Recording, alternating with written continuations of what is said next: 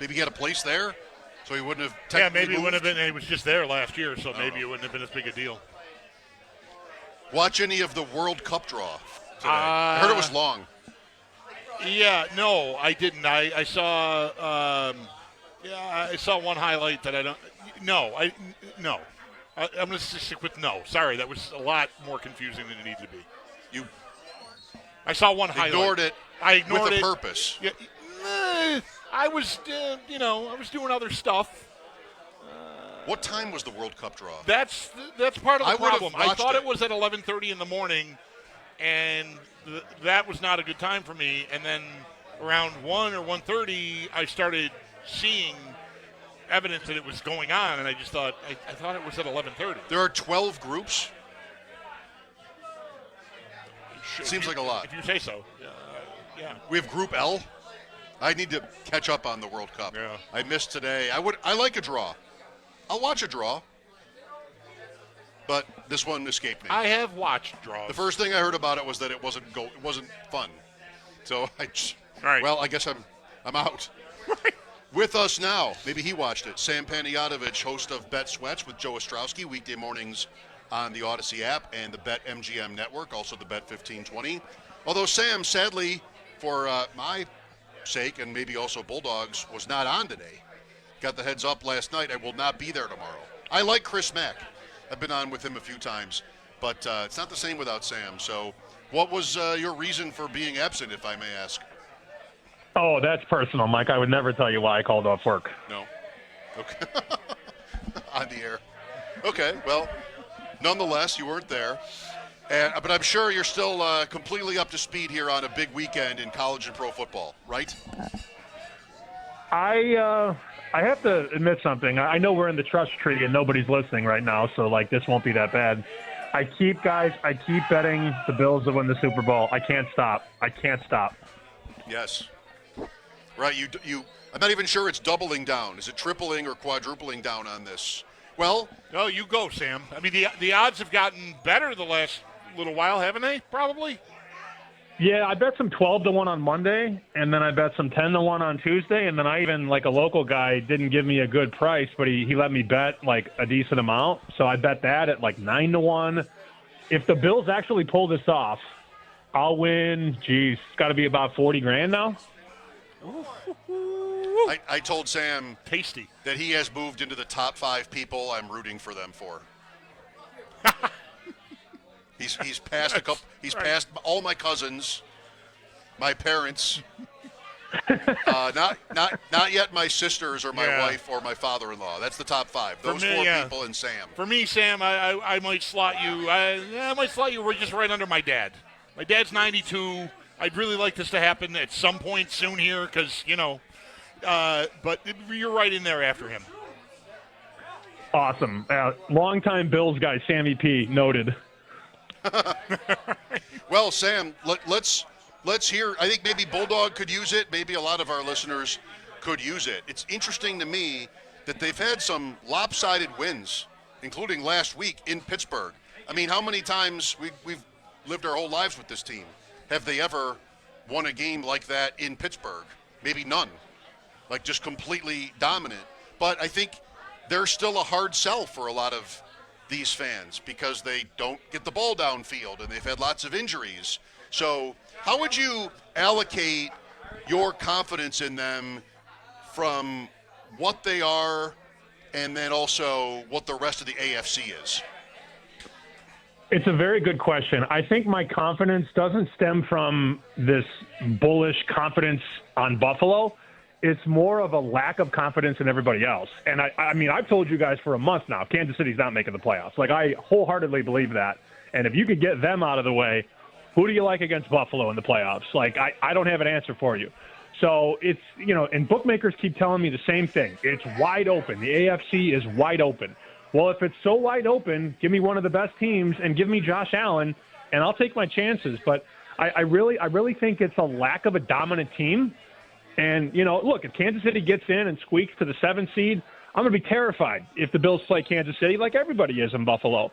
But if you do the math and you look at Kansas City's schedule, if they lose this game Sunday night, it's over. Curtains. And I don't think they're good enough to rip off a bunch of wins in a row because this team is just not able to run the ball. They have no pass rush, guys. Kansas City cannot get to the quarterback. So I guess the long-winded answer is I believe in Buffalo because I don't believe in anybody else, and I get Josh Allen. Right.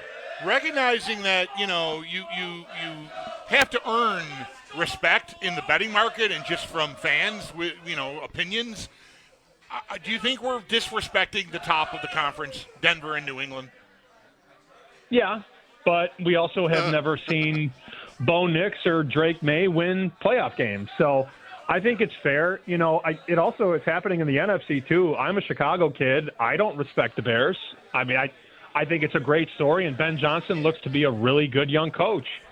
But then you look up, the Bears are a 7-point favorite at Green Bay, and the Bears are 35-1 to win the Super Bowl. So, the books are saying Denver, New England, Chicago, just not good enough or deep enough or experienced enough to win multiple playoff games. And, I don't have to tell you guys, it's nice to win games in October and November and December, but you got to win games in January. And for young quarterbacks, that's not always easy, guys. 7-point underdog in Green Bay. The Bears. That is a 4:25 game. That's the game that was flipped with ours. Right. This game was originally late and then moved to 1 o'clock, and that game went the other way. With Sam Panayotovich. Sam, so, I don't know if the Bills are value. You're just loading up on them.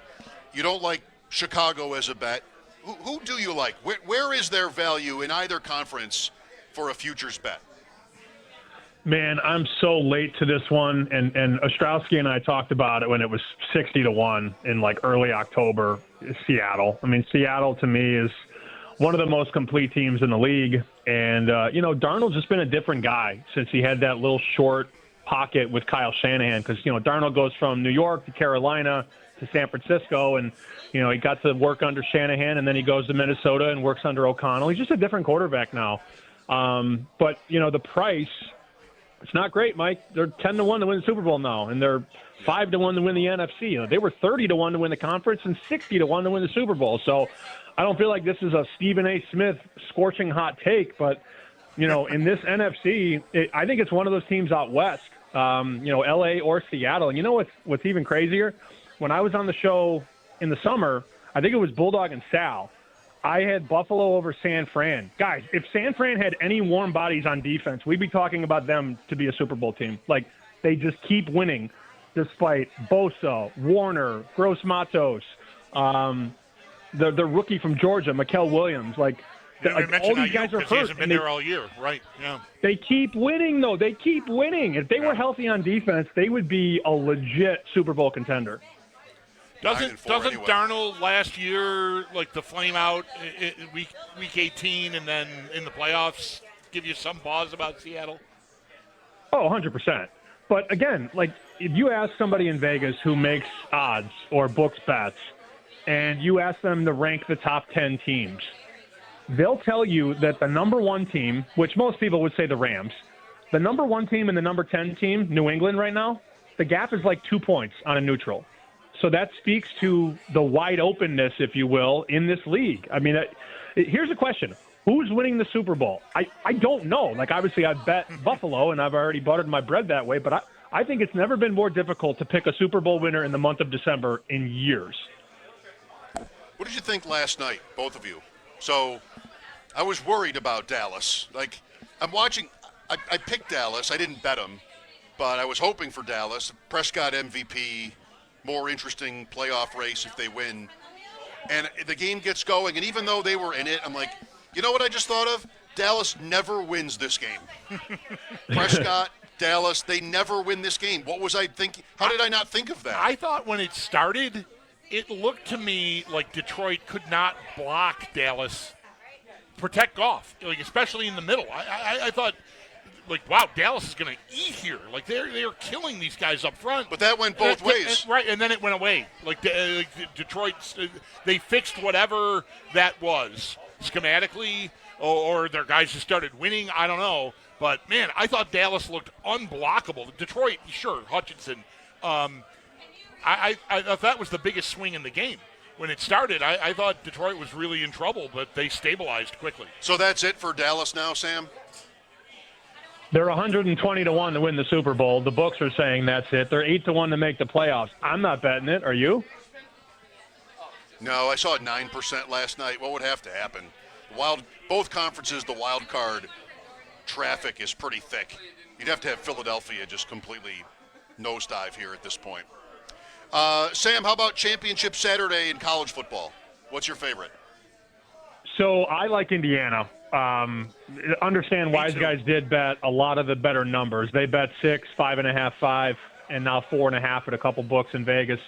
I do like the Indiana side. I think their offense can they can challenge Ohio State vertically and horizontally. And as good as that defense has been, Ohio State hasn't really played a good offense all year. And Indiana has a Heisman caliber quarterback in Mendoza. They can run the ball. They went into Oregon and whooped. It's a good football team. So I do like Indiana. But if you want to get weird with me, guys, Mercer is playing South Dakota tomorrow in the FCS. Oh, buddy. Oh, don't you know? Mercer is a 5.5-point favorite, and they're going to win by 2 touchdowns tomorrow. Your guest, was this yesterday? Was this the minute I heard yesterday, Shea and Irving? It was like Montana, Montana State, Mercer. You had Mercer. There was one more. And he had North Dakota State, I think, against Illinois State. That's it. We're parlaying those 4 picks. Mercer, North Dakota State, Montana, and Montana State. Is this something I can do? I am taking New York. notes. Are any of those teams, New York teams, the Montana teams, are those New York? Is this allowed? I think you're clear. All right. Did you just ask if Montana was in New York? Well, I thought Montana State might have been in New York. It's a big state. But I guess no. Bulldog is shaking his head no, and maybe he's shaking his head for more than one reason. No, that's good. Mercer is in Georgia, I believe. I know the hard ones more than I know the easy ones. The ones with the state's name in the name of the school. Yeah, those are tricky. Those tend to trip me up. Yeah. North Dakota State is North Dakota. All right, Sam. Any questions for us? I'm just perplexed by this. Is Montana in New York? I'm so rattled right now. Kidding. I don't know what to do. I was just kidding. You haven't been working with us. You haven't been working with us long enough, Sam. It was a joke. I love my maps. It happens all the time. I love my maps. No, sorry to confuse you. Enjoy your weekend, and we'll talk next Friday. All right, guys. Always fun. See ya. Sam Panayotovich, Bet Sweats, weekday mornings, 9 to noon on the BetMGM network and the Bet 1520, also the Odyssey app. He really didn't know that I knew that? Okay, well, I guess I deserve